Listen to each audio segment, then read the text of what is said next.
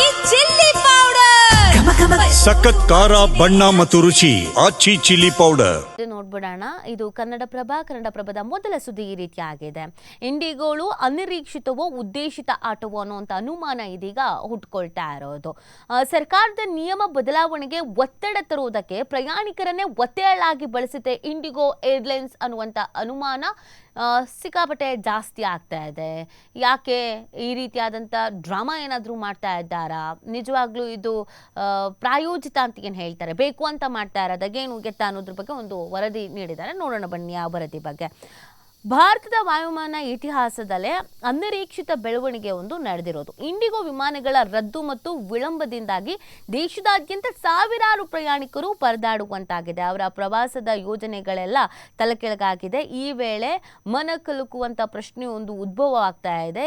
ಇದು ನಿಜವಾಗಿಯೂ ವಿಮಾನಗಳ ಕಾರ್ಯಾಚರಣೆ ಸಮಸ್ಯೆಯಿಂದ ಉಂಟಾದದ್ದೇ ಅಥವಾ ಸರ್ಕಾರಿ ನಿಯಮಗಳಲ್ಲಿ ಬದಲಾವಣೆ ತರುವಂತೆ ಒತ್ತಾಯಿಸೋಕೆ ಪ್ರಯಾಣಿಕರನ್ನೇ ಒತ್ತೆಯಾಳನ್ನಾಗಿ ಮಾಡಿಕೊಳ್ಳುವಂಥ ಒಂದು ಪೂರ್ವ ಯೋಜಿತ ಕೃತ್ಯವೇ ಅನ್ನುವಂಥ ಅನುಮಾನ ಹುಟ್ಕೊಳ್ತಾ ಇರೋದು. ಇಂಡಿಗೋ ಭಾರತದ ವಿಮಾನಯಾನ ಮಾರುಕಟ್ಟೆಯಲ್ಲಿ 60% ಪ್ರಾಬಲ್ಯವನ್ನು ಹೊಂದಿದೆ. ಇಷ್ಟು ದೊಡ್ಡ ಸಂಸ್ಥೆಯ ಕಾರ್ಯಾಚರಣೆಯಲ್ಲಿ ಬಹುದೊಡ್ಡ ಕುಸಿತವಾಗುವುದಕ್ಕೆ ಪೈಲಟ್ಗಳ ಕೊರತೆ ಮಾತ್ರ ಕಾರಣವಾಗಿರಲಾರದು ಅನ್ನೋದನ್ನ ಈಗ ಹೇಳ್ತಾರೆ. ಹೆಂಗ್ ಸಾಧ್ಯ ಇದು ಅತಿ ದೊಡ್ಡ ಇಂಡಿಗೋ ಏರ್ಲೈನ್ಸ್ ಅಂದ್ರೆ ಅತಿ ದೊಡ್ಡ ಏರ್ಲೈನ್ಸ್, ಇದರಲ್ಲಿ ಸಿಬ್ಬಂದಿ ಕೊರತೆ ಅಂತ ಹೇಳಿ ಇಷ್ಟು ದೊಡ್ಡ ಪ್ರಮಾದ ಆಗೋದಕ್ಕೆ ಕಾರಣ ಹೆಂಗೆ, ಸಾಧ್ಯತೆ ಇದೆಯಾ, ಇದು ಸ್ವಲ್ಪ ಡೌಟ್ ಇದೆ ಅನ್ನೋದನ್ನು ಹೇಳಲಾಗ್ತಾ ಇದೆ. ಪ್ರಯಾಣಿಕರು ಕೇವಲ ಸಂಚಾರ ವ್ಯತ್ಯಯದಿಂದ ತೊಂದರೆಗೆ ಒಳಗಾಗಿಲ್ಲ, ಬದಲಾಗಿ ಸರ್ಕಾರದ ವಿರುದ್ಧದ ಕಾರ್ಯತಂತ್ರದ ಕೈಗೊಂಬೆಗಳಾಗಿದ್ದಾರೆ ಎಂಬ ಭಯಾನಕ ಕೋನವೊಂದು ಇದೀಗ ಹುಟ್ಕೊಳ್ತಾ ಇದೆ.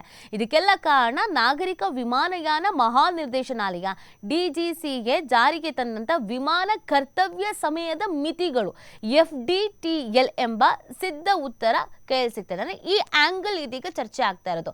ಸರ್ಕಾರ ತನ್ನಂತ ಈ ಒಂದು ಹೊಸ ರೀತಿಯಾದಂಥ ಅನೌನ್ಸ್ಮೆಂಟ್ ಇಂದ, ಈ ಒಂದು ನಿಯಮದಿಂದ ಈ ಥರದೊಂದು ಷಡ್ಯಂತ್ರ ಆಗ್ತಾ ಇದೆಯಾ ಅನ್ನೋಂಥ ಪ್ರಶ್ನೆ. ಇವು ಪೈಲಟ್ಗಳಿಗೆ ಹೆಚ್ಚಿನ ವಿಶ್ರಾಂತಿ ಕೊಟ್ಟು ಅವರು ನಿತ್ರಾಣಗೊಂಡು ಸಂಭವಿಸಬಹುದಾದ ಅಪಘಾತಗಳನ್ನು ಕಡಿಮೆ ಮಾಡುವಂಥ ಉದ್ದೇಶವನ್ನು ಹೊಂದಿದೆ. ಈ ಮೂಲಕ ಲಕ್ಷಾಂತರ ಪ್ರಯಾಣಿಕರ ಸುರಕ್ಷತೆಯನ್ನು ಗಮನದಲ್ಲಿ ಇಟ್ಕೊಂಡು ಇದನ್ನು ಜಾರಿಗೊಳಿಸಲಾಗಿತ್ತು. ಈ ನಿಯಮವನ್ನು ರಾತ್ರೋರಾತ್ರಿ ವಿಮಾನಯಾನ ಸಂಸ್ಥೆಗಳ ಮೇಲೆ ಹೇರಿಕೆ ಮಾಡಲಿಲ್ಲ. ಕಳೆದ ವರ್ಷ ಆರಂಭದಲ್ಲೇ ಘೋಷಣೆ ಮಾಡಿ ನಂತರ ಸಿದ್ಧತೆಗಾಗಿ 18 ತಿಂಗಳ ಸಮಯಾವಕಾಶವನ್ನು ನೀಡಲಾಗಿತ್ತು. ಅದರ ನಂತರವೇ ಜಾರಿಗೊಳಿಸಲಾಗಿತ್ತು. ಇಷ್ಟು ದೀರ್ಘಾವಧಿಯಲ್ಲಿ ಇಂಡಿಗೋ ಏನ್ ಮಾಡಿತು, ತನ್ನ ಹಾರಾಟದ ವೇಳಾಪಟ್ಟಿಯನ್ನು ಸುದೀರ್ಘವಾಗಿ ವಿಸ್ತರಿಸಿತ್ತು, ಮತ್ತಷ್ಟು ವಿಮಾನಗಳ ಸೇರ್ಪಡೆ ಮಾಡಿತ್ತು ಮತ್ತು ಲಾಭದಾಯಕ ಚಳಿಗಾಲದ ಸಮಯದಲ್ಲಿ ವಿಮಾನಗಳ ಸಂಚಾರವನ್ನ ಅಧಿಕಗೊಳಿಸಿತ್ತು. ಸೊ ಇದೊಂದು ಪಕ್ಕ ಪ್ಲಾನ್ ಅಂತ ಹೇಳ್ತಾ ಇದ್ದಾರೆ. ಇನ್ನು ಇದಕ್ಕೆ ಸಂಬಂಧಪಟ್ಟಂತೆ ಸಾಕಷ್ಟು ಬೆಳವಣಿಗೆ ಇದೆ. ಕಾರಣ ಇದು ಕೇವಲ ನಮ್ಮ ದೇಶಕ್ಕೆ ಸಂಬಂಧಪಟ್ಟಂಥ ವಿಚಾರ ಆಗ್ತಾ ಇಲ್ಲ, ಇದು ಅಂತಾರಾಷ್ಟ್ರೀಯ ಮಟ್ಟದಲ್ಲೂ ಕೂಡ ಸುದ್ದಿ ಆಗ್ತಾ ಇರೋದ್ರಿಂದ, ಸದ್ದಾಗ್ತಾ ಇರೋದ್ರಿಂದ, ಈ ಪ್ರಕರಣ ಸಾಕಷ್ಟು ರೀತಿಯಾಗಿ ಚರ್ಚೆ ಆಗ್ತಾ ಇರೋದ್ರಿಂದ ಇದು ಹೈಲೈಟ್ ಆಗ್ತಾ ಇದೆ, ಇದು ಇಂಪಾರ್ಟೆಂಟನ್ನು ಪಡ್ಕೊಳ್ತಾ ಇದೆ. ಇದೆಲ್ಲದರ ನಡುವೆ ಇಂಡಿಗೋ CEO ವಜಾಕ್ಕೆ ಕೇಂದ್ರದ ಸೂಚನೆ ಸಾಧ್ಯತೆ ಅಂತ ಕೂಡ ಹೇಳ್ತಾ ಇದ್ದಾರೆ. ವಿಮಾನಯಾನ ವಲಯದಲ್ಲಿ ತಲ್ಲಣ ಮೂಡಿಸಿರುವಂಥ ಇಂಡಿಗೋ ವಿಮಾನ ರದ್ದತಿ ಪ್ರಸಂಗಕ್ಕೆ ಸಂಸ್ಥೆಯ CEO ಪೀಟರ್ ಎಲ್ಬರ್ಸ್ ಕಾರಣ ಅಂತ ಆಕ್ರೋಶಗೊಂಡಿರುವ ಕೇಂದ್ರ ಸರ್ಕಾರ ಅವರ ವಜಾಕ್ಕೆ ಸಂಸ್ಥೆಗೆ ಸೂಚಿಸುವಂತ ಸಾಧ್ಯತೆ ಇದೆ ಅನ್ನೋದನ್ನು ಹೇಳಲಾಗ್ತಾ ಇದೆ. ಸೊ ಇದು ಸಿಕ್ಕಾಪಟ್ಟೆ ಸಮಸ್ಯೆ ಆಗ್ತಾ ಇದೆಯಲ್ಲ, ಸೊ ಇವರನ್ನು ವಜಾ ಮಾಡಿಬಿಡಿ ಅಂತ ಸೂಚನೆ ಕೊಡಬಹುದಾದ ಸಾಧ್ಯತೆ ಇದೆ. ಕೇಂದ್ರ ಈಗಾಗಲೇ ಎಚ್ಚರಿಕೆಯನ್ನು ಕೊಟ್ಟಿದೆ, ಇದೇನಿದೆ ಇದು ಸರಿಯಾಗಬೇಕು ಅಂತ.